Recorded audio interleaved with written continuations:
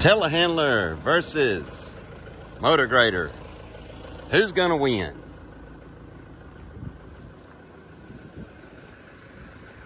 It's a good question. It's a pretty good match, I think. A pretty good match. This is the one I made a video of, like, I don't know, maybe a year ago. Got put on the back burner. Way on the back burner. Yes, one that's got the bad little engine in it. Little Detroit. Got some water in it. Locked her up. Oh! I love briars. I'm like a rabbit.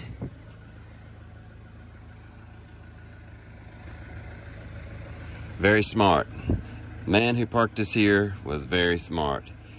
He put a block here so it would keep the clutch and the pressure plate open so it wouldn't stick, because he used this sporadically here on his mini farm. So he knew what was going to happen if he left her sitting like that for a long period of time. But unfortunately, he didn't have a heavy enough cover or a rain cap, let's see, on the stack, and it blowed off. Yeah, so that in there should have like a turn on it, or it should have some type of a cap.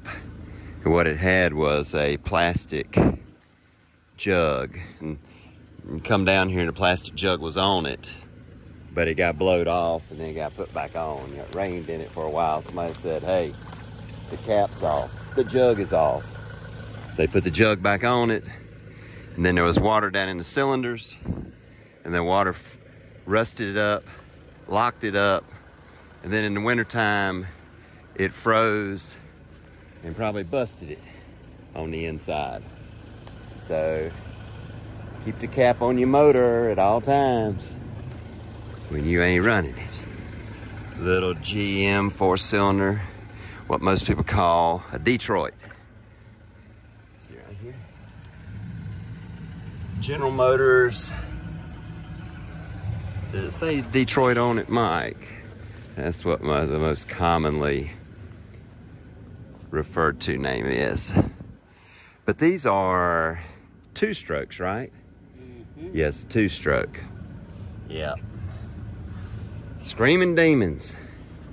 Nothing else sounds like them. But they were awesome engines. Probably one of the most popular engines ever.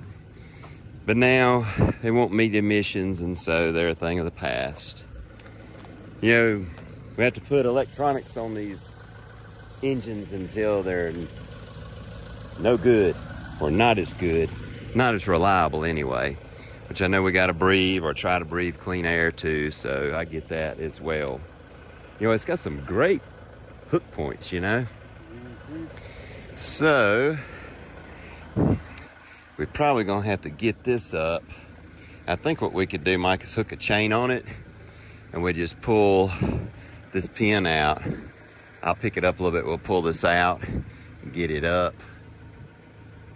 Yep, get this up and set it again, and I think it'll be up high enough, kind of like they got the other one. And we'll be freewheeling, man. We're gonna get this Adams motor grader to the house.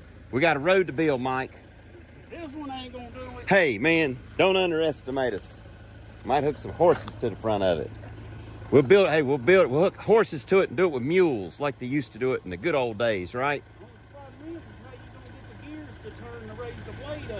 Man, we'll put some cylinders on it. We'll put some hamsters on some wheels on them gears. Hey, all I need is a crank, man. That's all I just need 2 more steering wheels.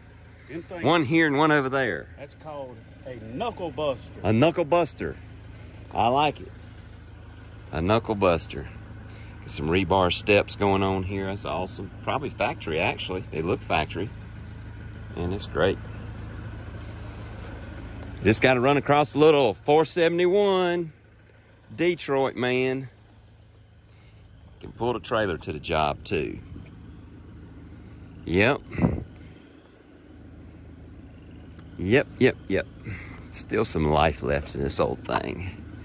Let's see. Man, it's brand new. Look. 0 hours. Wow.